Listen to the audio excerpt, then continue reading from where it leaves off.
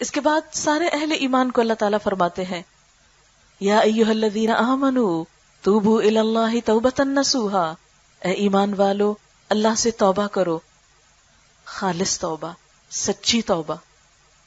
اس لیے کہ حضرت علی رضی اللہ تعالیٰ عنہ نے ایک بدو کو دیکھا کہ جو زبان سے بس جلدی جلدی توبہ توبہ کر رہا ہے، تو آپ نے اسے دیکھ کر کہا کہ یہ تو توبۃ الکذابین ہے، جھوٹوں کی توبہ ہے۔ اس نے پوچھا کہ پھر سچی توبہ کیا ہوتی؟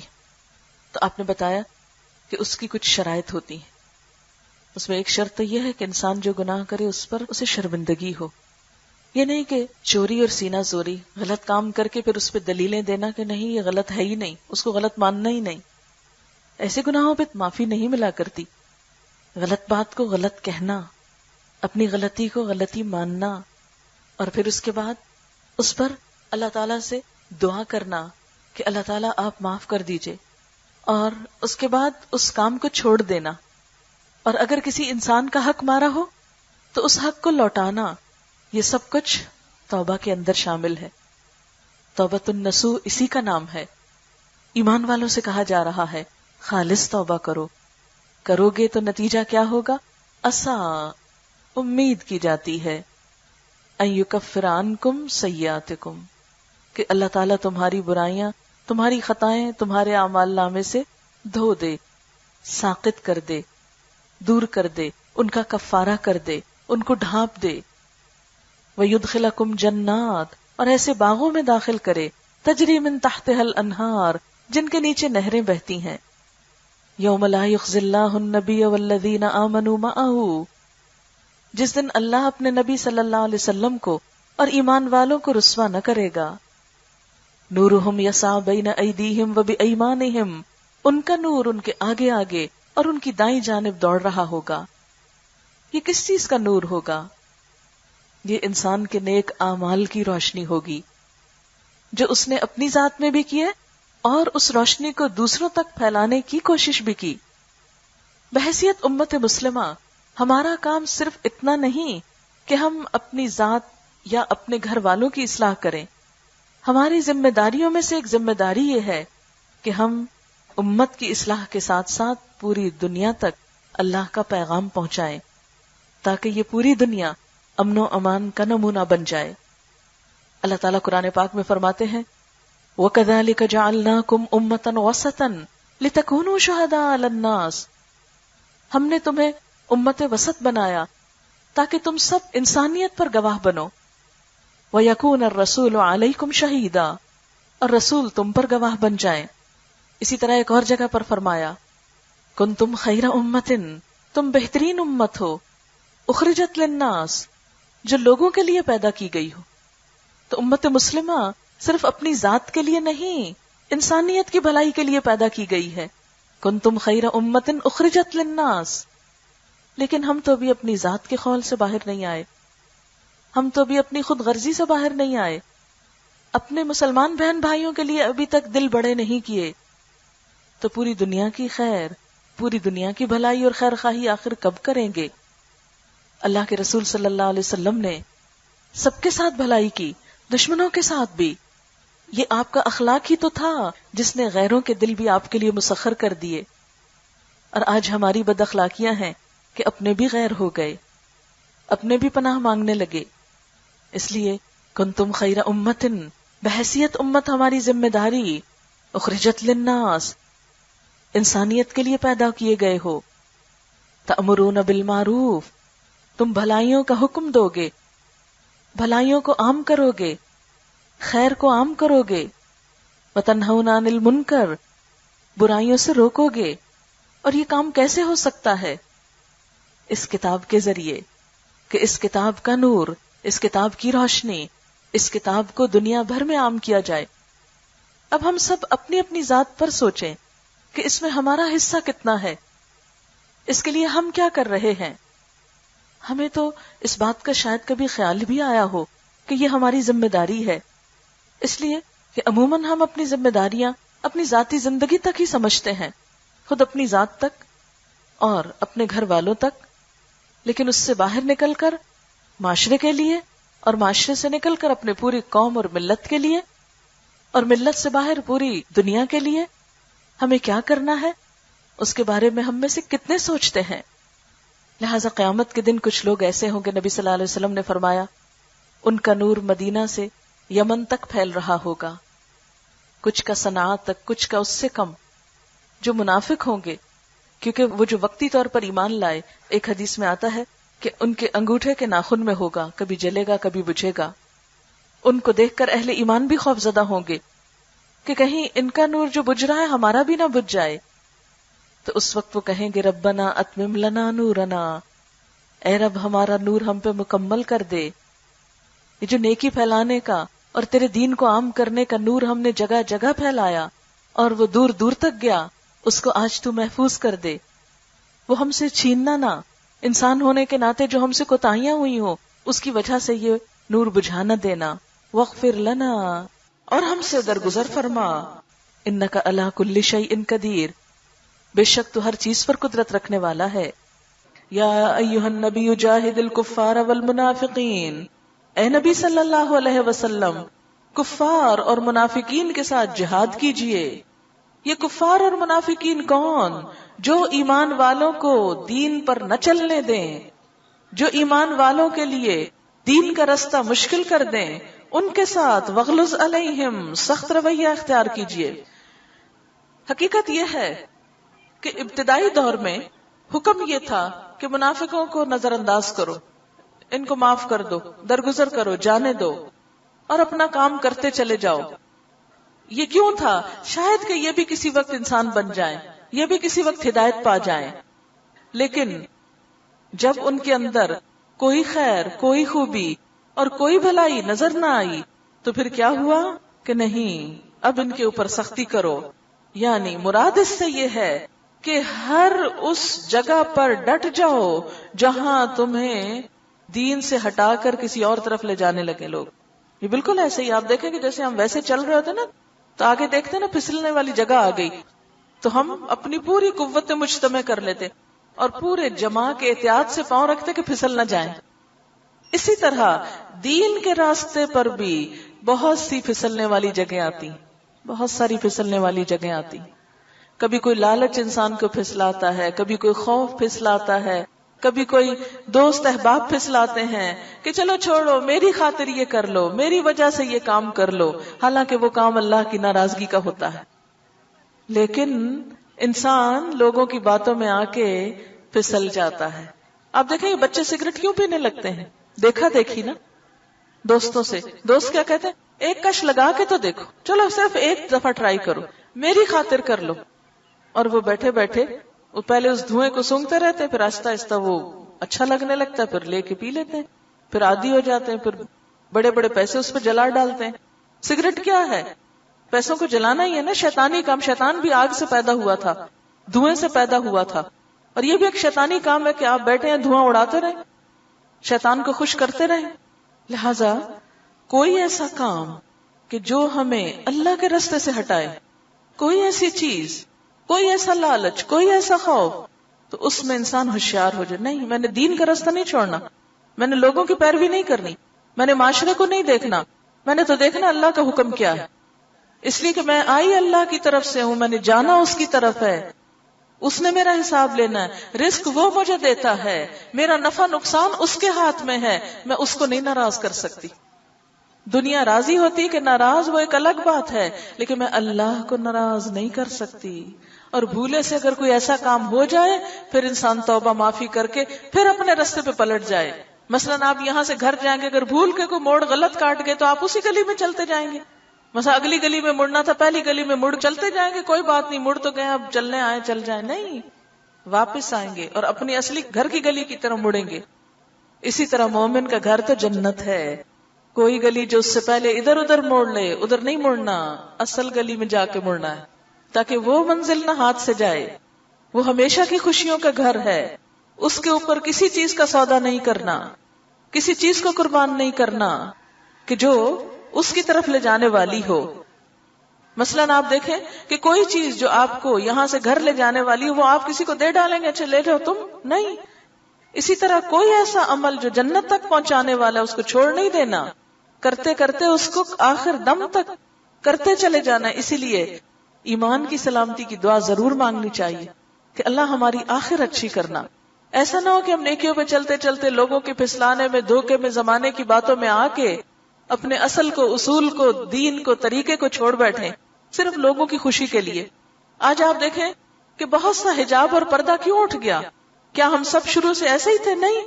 بہت سے گھرانے بہت دیندار تھے، بہت پردے کے پابند تھے. آہستہ آہستہ وہ سب چیزیں کیوں ختم ہو گئیں؟ زمانے کو دیکھتے دیکھتے، لوگوں کو دیکھتے دیکھتے. لیکن آپ دیکھیں کہ یہ سارے لوگ جن کی خاطر ہم کوئی بھی ایسا کام کریں، ہمیں اللہ سے بچانے والے ہیں، چھڑانے والے ہیں، کام آنے والے ہیں. نہیں. اس تمہید کے بعد اللہ تعالیٰ دو کردار ہمارے سامنے لاتے ہیں، دو مثالیں ہمارے سامنے لاتے ہیں. ایک مثال کافروں کے لیے ہے اور ایک ایمان والوں کے لیے ہے. ایک مثال حضرت نوح علیہ السلام اور حضرت لوط علیہ السلام کی بیویوں کی ہے. ضرب اللہ مثلا للذین کفروا امرأۃ نوح وامرأۃ لوط. نوح علیہ السلام کا نام کس نے نہیں سنا؟ لوط علیہ السلام کا نام کس کو نہیں معلوم؟ دونوں اللہ کے چنے ہوئے بندے، پیغمبر تھے.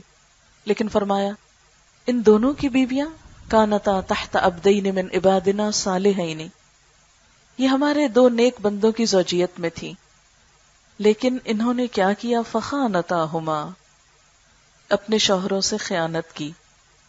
یاد رکھیے کہ پیغمبروں کی بیویاں کبھی بدکار نہیں ہوتی، لیکن یہ خیانت کون سی خیانت ہے کہ اپنے شوہروں کے مشن یا جس کام کے لیے بھیجے گئے اس میں تعاون نہیں کیا، اس میں خیانت کی، اس راہ پر نہیں چلی، وہ عہد نہیں نبھایا جو اللہ نے ان کے شوہروں کے ذریعے ان سے لیا تھا.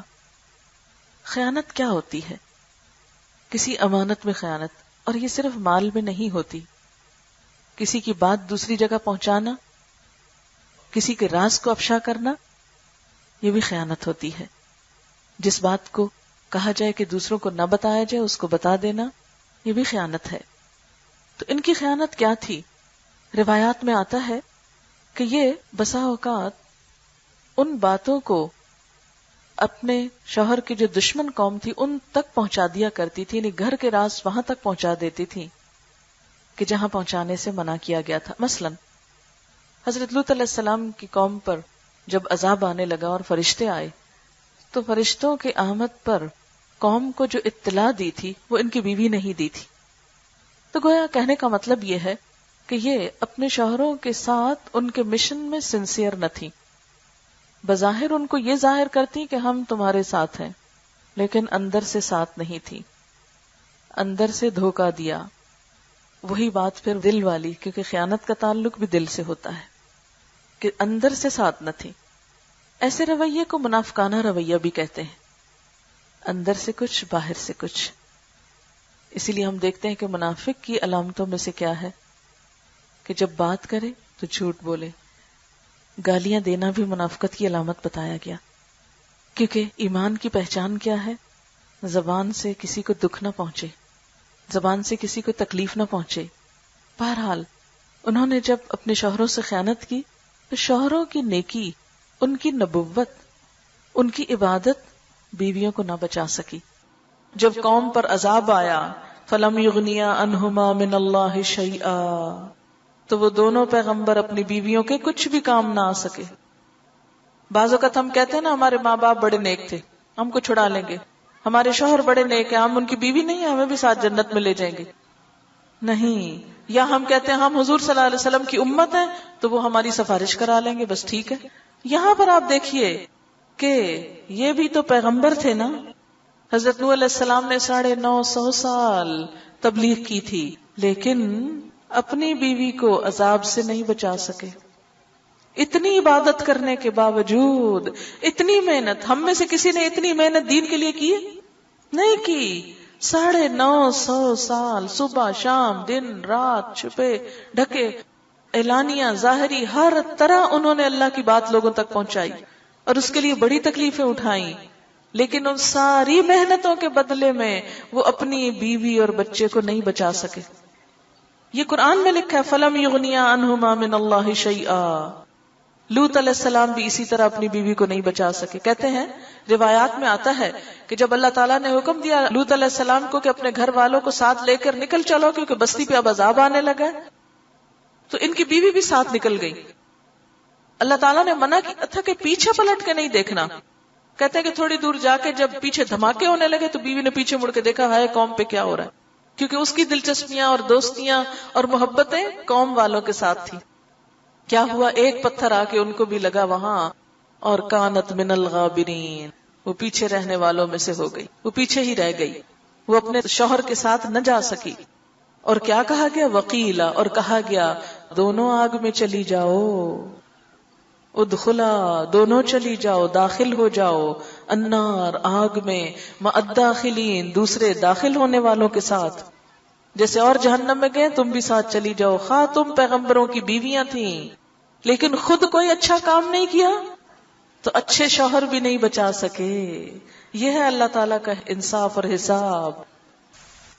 اس کے بعد اللہ تعالیٰ ایک اور مثال دیتے ہیں. فرعون کیسا بادشاہ تھا، کتنا اللہ تعالیٰ کا نافرمان. اس نے کیا کیا، ظلم و ستم کی انتہا بھی کی. تو اس کی بیوی حضرت آسیہ بنت مزاحم رضی اللہ تعالی عنہا وہ ایمان لے آئی. اللہ تعالیٰ فرماتے ہیں وَضَرَبَ اللَّهُ مَثَلًا لِلَّذِينَ آمَنُوا امرأة فرعون اذ قالت رب ابن لی عندك بیتا فی الجنہ. ایمان والوں کے لیے اللہ تعالیٰ فرعون کی بیوی کی مثال دیتے ہیں کہ اس نے اپنے ایمان کی کیسے حفاظت کی. وہ فرعون جو عام بادشاہوں کی طرح نہیں تھا، خود کو بڑی چیز سمجھتا تھا. قرآن پاک میں آتا ہے کہ اس نے کہا تھا اپنی قوم کو انا ربکم الاعلی، میں تمہارا سب سے بڑا رب ہوں. خود کو خدا سمجھتا تھا. بعض لوگ تو عمل سے خدا بنتے ہیں لیکن وہ تو زبان سے بھی خود کو خدا کہتا تھا. انتہائی ظالم. قرآن پاک میں اس کو فرعون ذی الاوتاد کہا گیا، کیلوں والا. روایات میں آتا ہے کہ جب حضرت آسیہ ایمان لائی تو اس نے ان کے ہاتھ میں بھی کیل ٹھکوا دیے، اتنی سخت سزا دی، لیکن وہ اپنے ایمان سے باز نہیں آئی. کہنے لگی رب ابن لی عندک بیتا فی الجنہ، اللہ میرے لیے جنت میں اپنے پاس گھر بنا دے. اپنے پاس، عندک بیتا، تیرے پاس گھر چاہیے، مجھے فرعون کے محلات نہیں چاہیے. فرعون کا طرز تعمیر اگر آپ کو ایجپٹ جانے کا اتفاق ہو تو آپ دیکھ سکتے ہیں آج بھی احرام مصر کی شکل میں. تصویروں میں تو خیر سب نہیں دیکھا ہوگا کہ کس قدر زبردست عمارتیں بنانے والا، کہ زمین میں آج بھی پہاڑوں کی طرح گڑی ہوئی ہیں. لیکن حضرت آسیہ رضی اللہ تعالی عنہا کو کوئی چیز متاثر نہیں کر سکی. یہ بڑی بڑی عمارتیں اور شوہر کی بہت بڑی ناموری اور طاقت اور شہرت کچھ بھی ان کو ایمان سے ہٹا نہیں سکا. دنیا کی نعمتیں ان کے سامنے حقیر ہو گئیں. کہنے لگے اللہ یہ فنا ہونے والی دنیا نہیں، باقی رہنے والی آخرت چاہیے، تیرے پاس جنت میں گھر چاہیے. وَنَجِّنِي مِن فرعون، اللہ مجھے فرعون سے نجات دے، وَعَمَلِي، اس کے کاموں سے، وَنَجِّنِي مِنَ الْقَوْمِ الظَّالِمِينَ، یا اللہ مجھے ظالم لوگوں سے نجات دے. کیونکہ فرعون اور اس کے درباری مل کر ان ایمان والوں کو سزائیں دیتے جو بھی ایمان کا دعویٰ کرتا. اسی لیے سوائے چند لوگوں کے قوم فرعون میں سے کوئی ایمان نہ لایا. اب دو کردار ہیں ہمارے سامنے، دونوں طرف خواتین کی مثال دی گئی. اسی لیے چونکہ خواتین کی مجلس تھی تو میں نے اس موضوع کا انتخاب کیا کہ ہم بھی خواتین ہیں. ایک طرف پیغمبروں کی بیویاں، دوسری طرف ظالم حکمران فرعون کی بیوی، خدا کو نہ ماننے والے بلکہ خود کو خدا کہنے والے کی بیوی حضرت آسیہ. ایک کے گھر میں ایمان، دوسرے کے گھر میں کفر، لیکن کام کیا آیا؟ اپنا ایمان. شوہر کا ایمان کام نہیں آیا، شوہروں کی نیکی کام نہیں آئی. کیا کہا گیا؟ قیل ادخل النار مع الداخلین، آگ میں جانے والوں کے ساتھ تم دونوں بھی چلی جاؤ. اور دوسری طرف وہ عورت جو ایمان میں ایک پہاڑ کی طرح جم گئی، کوئی چیز اس کو متزلزل نہ کر سکی، اس کے لیے کیا تھا؟ جنت کی بشارت. ادھر آگ ہے، ادھر جنت ہے. فیصلہ کس کی بنیاد پر ہو رہا ہے؟ کسی نام کی بنیاد پر نہیں، ایمان کی بنیاد پر، عمل کی بنیاد پر، اخلاق کی بنیاد پر. آج ہم مسلمانوں کے اندر صرف نام کا ایمان تو ہے، عمل اور اخلاق نہیں رہا. آج ہم سے بہتر بسا اوقات ان لوگوں کا اخلاق ہوتا ہے کہ جو سو کالڈ مسلمز نہیں ہیں، جو اپنے آپ کو مسلمان نہیں کہتے، لیکن بظاہر اپنے اخلاق اور عمل سے بہترین مثالیں قائم کرتے ہیں. ہم اسلام کے کیسے خیر خواہ ہیں کہ جو اپنے عمل کے ذریعے اسلام کو بدنام کر رہے ہیں. بہت سے لوگ جو قرآن پڑھ کر مسلمان ہونا چاہتے ہیں، وہ ایک نظر قرآن کو دیکھتے ہیں، ایک نظر مسلمانوں کو دیکھتے ہیں. قرآن کو پڑھتے ہیں تو مسلمان ہونا چاہتے ہیں، مسلمانوں کو دیکھتے ہیں تو قدم رک جاتے ہیں. اور اس میں مشہور مثال جارج برنارڈ شاہ کی ہے. اس نے کہا کہ قرآن اس دنیا میں پائی جانے والی کتابوں میں سب سے بہترین کتاب، لیکن مسلمان اس دنیا میں پائی جانے والی قوموں میں بدترین قوم. میں مسلمان ہو جاتا اگر مسلمانوں کے اندر اچھا نمونہ ہوتا. کس نے روکا اسے اسلام قبول کرنے سے؟ ہمیں تو بنایا اس لیے گیا کہ دنیا کے لیے ایک رہنما بن جائیں، دنیا کے لیے روشنی کا سبب بن جائیں. جسے علامہ اقبال نے کہا تھا، وضع میں تم نصارہ تمدن میں ہنود، تم وہ مسلمان جنہیں دیکھ کے شرمائے یہود. آج ہم یہود کے ہاتھوں بھی کیوں پٹ رہے ہیں؟ فلسطین میں مسلمان کیوں ذلیل و خوار ہو رہے ہیں کہ اپنے دیش سے نکالے گئے ہیں؟ اس لیے کہ وہ سچا ایمان نہیں رہا. ہم دنیا کے ان مسائل کو دیکھتے ہوئے، خواہ وہ انفرادی گھریلو ہوں یا بین الاقوامی ہوں، بڑے بڑے مسائل کو ڈسکس کرتے ہیں، بڑے بڑے اسباب اس کے بتاتے، کئی سیاسی اور جغرافیائی اور معلوم نہیں کیا کچھ بحثیں کرتے ہیں، لیکن اس اصل وجہ اور سبب تک نہیں پہنچتے جو ہمارے زوال کا اصل سبب ہے.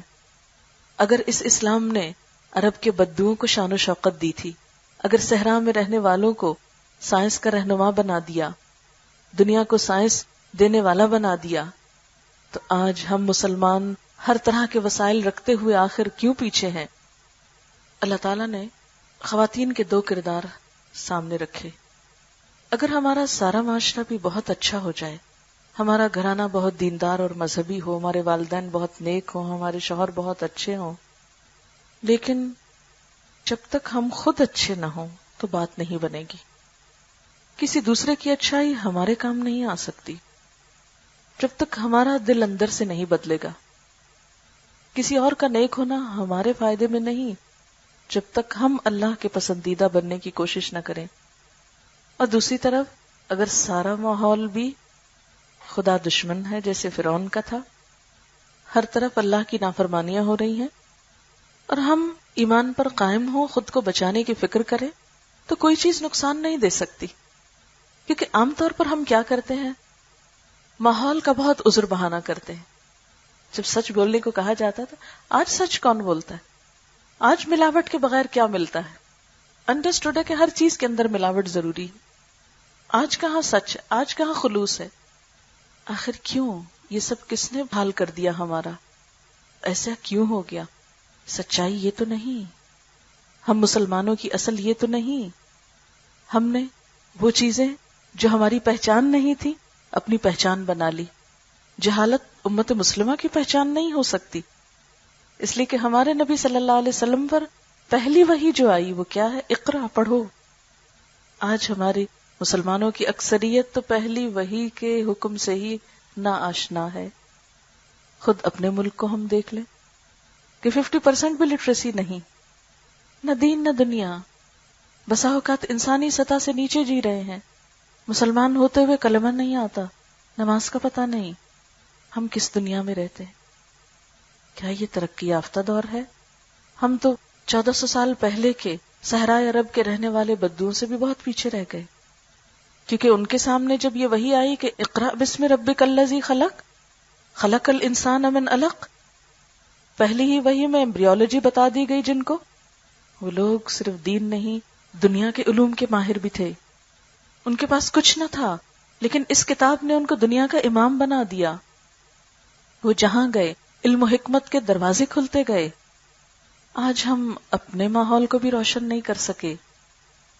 ہمیں ان اسباب کو جاننے کی ضرورت ہے، ہمیں سچائی کی ضرورت ہے، خلوص کی ضرورت ہے، اخلاص کی ضرورت ہے، ایمان کی ضرورت ہے. شعور اور دل بیدار کرنے کی ضرورت ہے، لوگوں کو جگانے کی ضرورت ہے، تاکہ ہم اس دنیا کے نقصان سے بھی بچ سکیں اور آخرت کے بھی۔ اور اس کے لیے پھر اللہ تعالیٰ ایک عورت ہی کی مثال دیتے ہیں، وَمَرْيَمَ ابْنَتَ عِمْرَانَ، مریم عمران کی بیٹی کی مثال، التی احسنت فرجہا، جس نے اپنی شرم و عزت کی حفاظت کی، فنفخنا فیہ من روحنا، تو اس کا انعام ہم نے کیا دیا؟ ہم نے اس میں اپنی روح سے پھونک دیا۔ وصدقت بکلمات ربہا، اس نے اپنے رب کے کلمات کی تصدیق کی، وکتبہ، اور اس کی کتابوں کی۔ مریم بنت عمران اللہ کی کتابوں کی تصدیق کر رہی ہے۔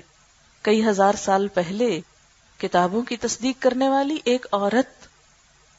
تصدیق کب ہوتی کسی چیز کی؟ اسی وقت جب انسان اس کو جانتا ہو، پڑھتا ہو، سمجھتا ہو۔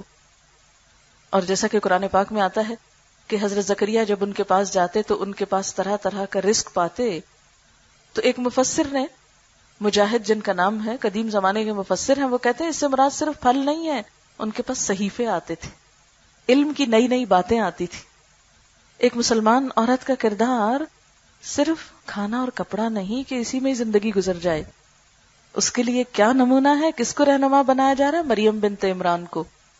صدقت بکلمات ربہا وکتبہ وکانت من القانتین، وہ فرما بردار عورتوں میں سے تھی، وہ اللہ کی اطاعت گزار تھی۔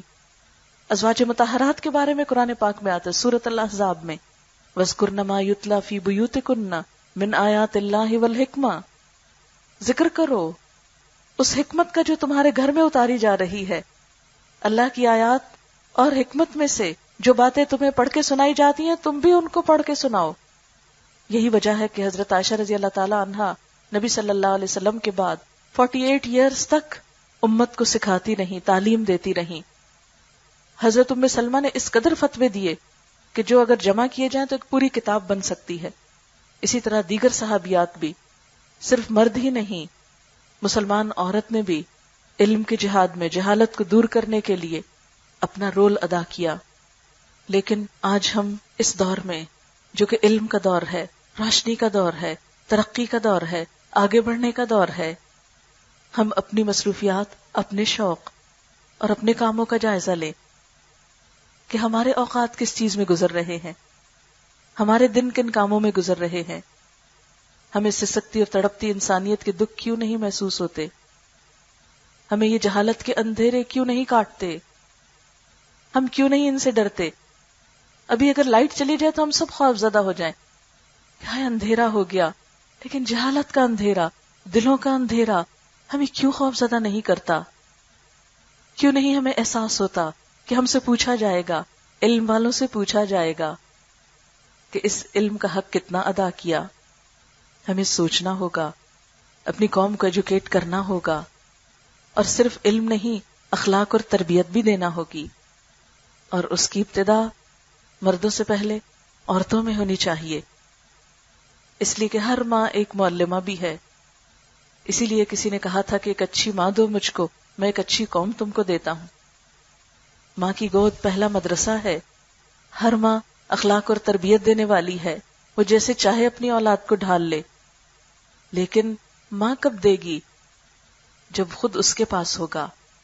اس لیے اپنی بہنوں سے عاجزانہ درخواست کروں گی کہ جو بھی آپ کے شوق ہیں وہ آپ کے ساتھ ہیں، لیکن ان کے ساتھ ساتھ کچھ وقت پڑھنے لکھنے کے لیے اور پڑھتے رہنے کے لیے ضرور نکالیں۔ اگر اللہ نے آپ کو علم دیا ہے تو جن کے پاس نہیں ان تک پہنچائیں۔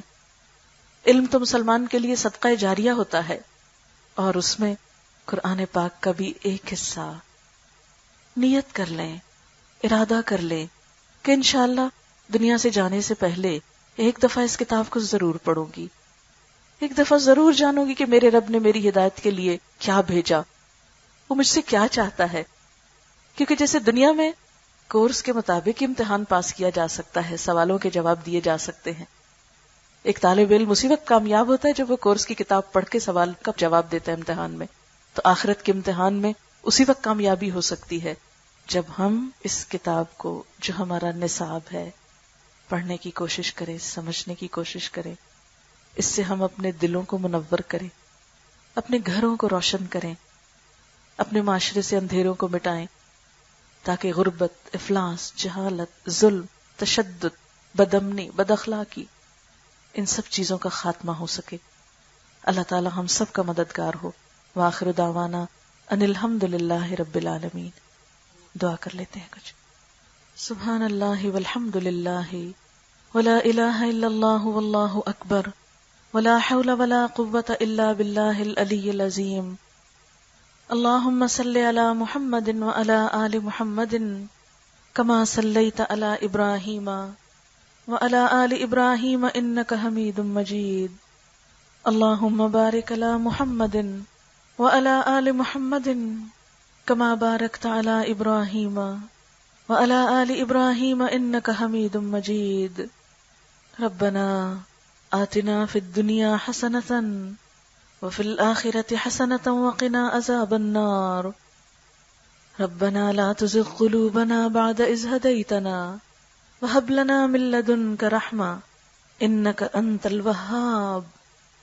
ربنا هب لنا من أزواجنا وذرياتنا قرة أعين واجعلنا للمتقين إماما۔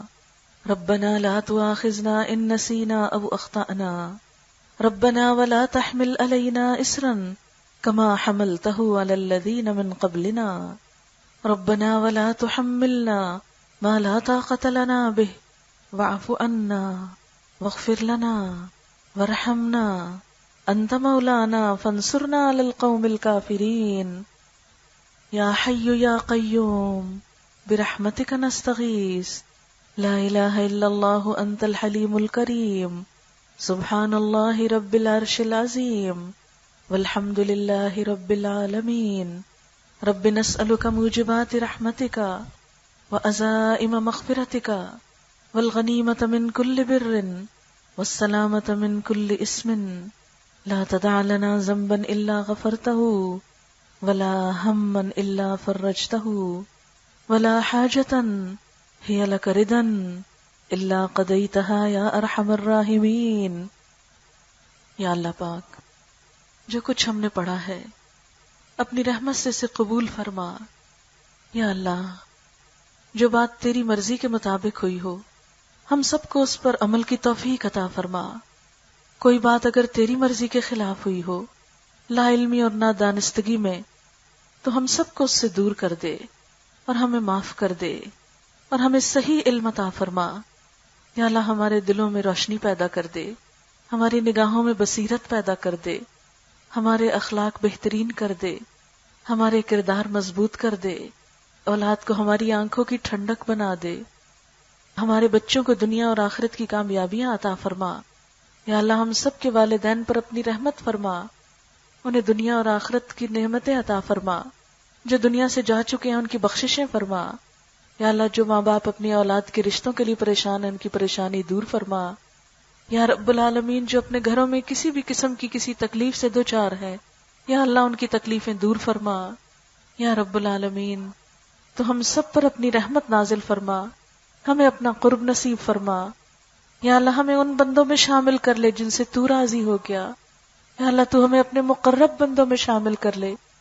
یا اللہ، ہمارے دلوں کو اپنی محبت سے بھر دے۔ یا اللہ، ہمارے دلوں کو اپنی کتاب کی محبت سے بھر دے۔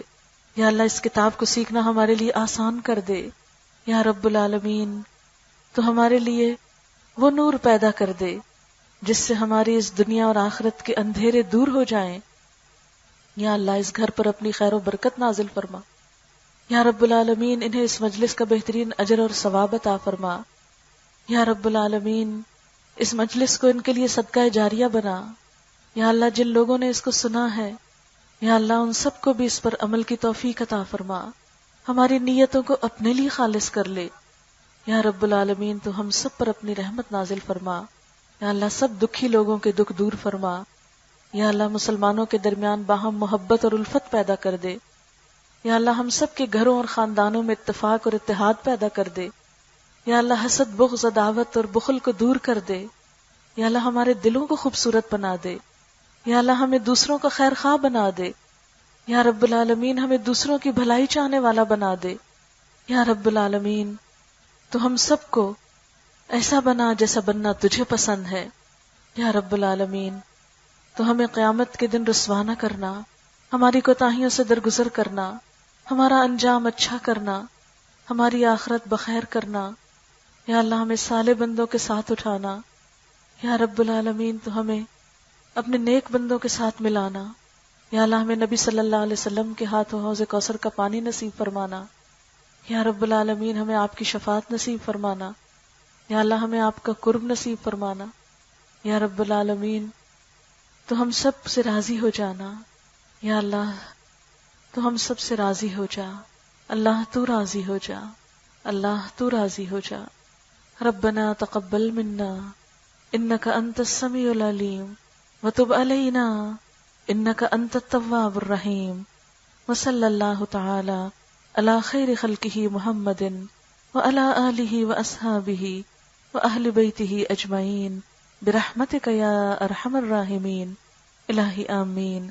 سبحانک اللہم وبحمدک نشہد ان لا الہ الا انت نستغفرک ونتوب الیک۔